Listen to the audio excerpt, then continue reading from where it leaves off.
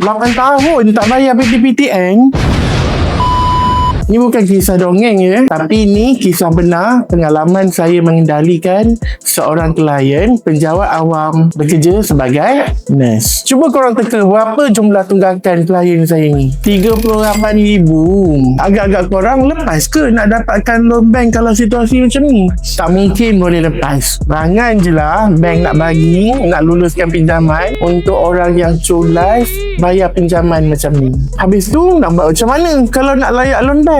Pertama, kalau ada duit selonggok, keluarkan, pergi bayar tunggakan tu. Itu pun kalau belum blacklist lah. Kedua, kalau dah blacklist, kalau dah kena serah dekat debt collector, kena selesaikan in total atau keseluruhan. Habis tu, kalau tak ada duit selonggok, nak buat macam mana?